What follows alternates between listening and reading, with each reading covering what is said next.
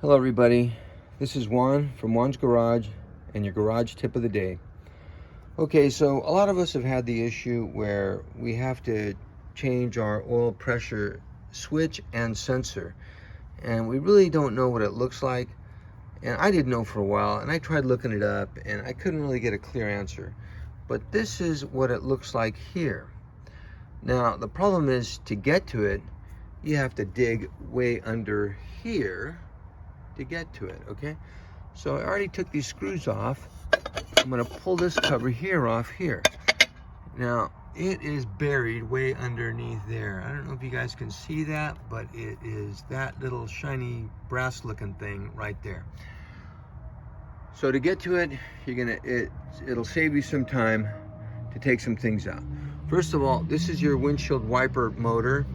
It's got a screw in the back, screw here, and screw underneath. 3 screws. Take that off, but before you get to take the whole thing out, you got to take these screws here out. There's a screw here, here, here. You take this guy loose, slide him back, and pull him out, okay? And then you can get to the nut that holds the wiper arm assembly underneath here, okay, for your wipers. All right, after you do that, unplug this guy, maybe mark them. See what I did? I put 1 mark here, 1 mark there, 2 marks on this guy, 2 marks over here. Pull these spark plugs off, okay? Get this stuff out of the way. I also took the hood release cable out, okay? 1 screw there, 1 screw here, Torx, okay? Pull it all back, get it all out of the way.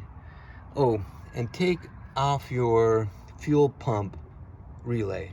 Take that guy out. These 2 guys here, pull him off and get him out of the way. Unplug your cables for your windshield wiper. Pull this motor out of the way.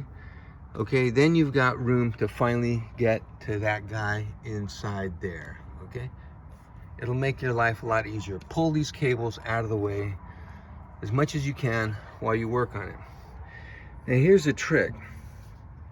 You can get a socket over this guy here and you can take him off. And then you have your switch. This is your actual sender. This sends the oil pressure level back to your digital gauge, okay?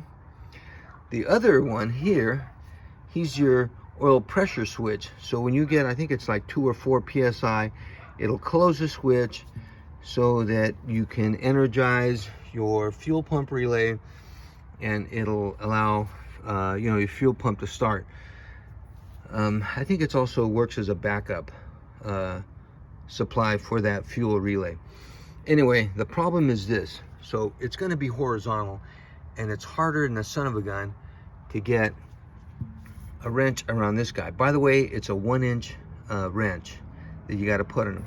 So what I did after I took the level or the pressure sensor off, put a wrench on this guy. I think it was a 3/4 or whatever it was. It's going to sit like this, okay? And there's not a whole lot of room in there. So just put a wrench on this guy and twist it down like this. So once you twist this guy down here, you have a little bit of room to put your wrench on there and back it out a little at a time until you can back it out by hand, okay? The rest of the job is remove and replace. So this is what your oil pressure sensor looks like, and this is what your oil pressure switch looks like. And it's fitting on this guy here. All right, so this is a spare unit. If you guys need to buy one or something, you can email me or message me, whatever, and you can I'll send it to you if you need it. I might charge you a couple bucks for it, but no worries. Okay, so once you get that done, put it all back together. Make sure that if you lose any wires down here, you plug them back in. I put a tie wrap here to hold those cables in better. And then once you put it back, tie wrap everything. These are supposed to fish down here somewhere, but I couldn't get a good, the original holder was kind of goofed up, so I just left it. But I'll tie wrap these up to get them, to keep them off the hot covers there. And we should be okay.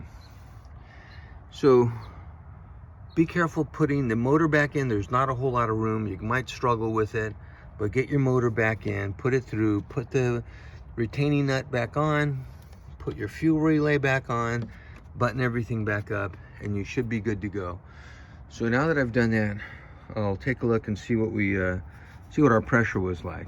Before it was, you know, up in the 70s, 70 psi, which is not correct at all. Okay, so we'll see you in a minute. Let's take a look at the oil pressure. It comes on. Okay, now see, that reads like the high 60s. That's not normal. This should actually read less than that. So I'm going to change out that oil pressure sensor, and we'll see if that changes at all. Okay, after having replaced the sensor, the pressure level sensor, let's see what it does. Starting it up. Bingo, there we go. This is kind of a cold startup. So right now we're reading 51 psi. I guess after it warms up it might drop a little bit, but we should be good to go. Anyway, once again, this is Juan from Juan's Garage. Changed out the oil pressure sensor and the oil pressure switch on my 1985 Corvette. All right, hope you guys, hope this helps. I know it was kind of a struggle. It takes a couple hours, but you can get through it. And if there's a better way to do it, boy, I'll be welcome to hear about it. All right, guys, have a great day.